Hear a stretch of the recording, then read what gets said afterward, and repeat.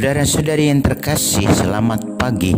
Mari kita awali permenungan kita pagi ini, Jumat 3 April 2020, dengan tanda kemenangan Kristus, dalam nama Bapa dan Putra dan Roh Kudus. Amin.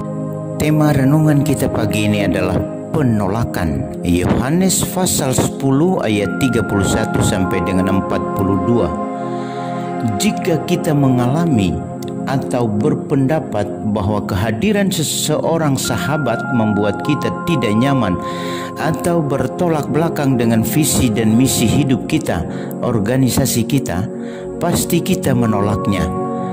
Banyak kaum muda kita yang setiap tahun beradu nasib untuk menjadi CPNS, berbakti kepada nusa dan bangsa dengan menyandang angka-angka nomor induk sebagai seorang pegawai.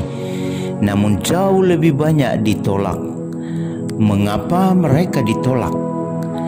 Pasti karena tidak memenuhi standar kelulusan yang ditetapkan para pemegang kebijakan.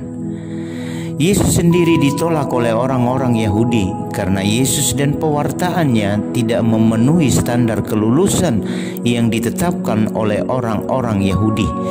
Yesus dianggap sebagai pembangkang karena menyamakan dirinya dengan Allah. Bukan karena suatu pekerjaan baik maka kami mau melempari engkau, melainkan karena engkau menghujat Allah dan karena engkau sekalipun hanya seorang manusia saja menyamakan dirimu dengan Allah, kata mereka kepada Yesus. Yohanes pasal 10 ayat 33. Perbedaan paham membuat Yesus hidup dalam area pertentangan yang tak kunjung berakhir. Pertentangan itu terjadi karena paham yang berbeda. Pernah Ustadz Abdul Somad alias UAS, maaf saya menyebut nama, mengajarkan jemaatnya bahwa pada salib Kristus ada jin-jin kafir. Lalu kita kaum Nasrani atau kaum kafir, kata Abdul Somad, ramai-ramai membuli dia. Bukankah membuli seseorang adalah perbuatan melawan kasih? Sebab bagi saya, Abdul Somad menolak salib dan berkata demikian karena dasar imannya berbeda dengan kita. Meskipun mungkin caranya tidak tepat, apapun alasan beliau. Karena menolak sebuah keyakinan yang berbeda bukan berarti harus saling menghujat dan saling menyindir.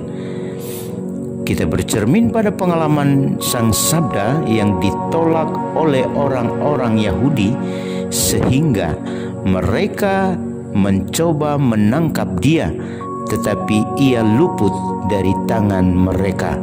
Yohanes pasal 10 ayat 39. Jika Anda ditolak karena iman akan Yesus, yakinlah bahwa Anda sudah ada di jalan yang benar. Salam Cornovum, hati baru. Dia yang ditolak karena merangkul kita sebagai saudara-saudarinya senantiasa memberkati kita semua, dalam nama Bapa dan Putra dan Roh Kudus. Amin.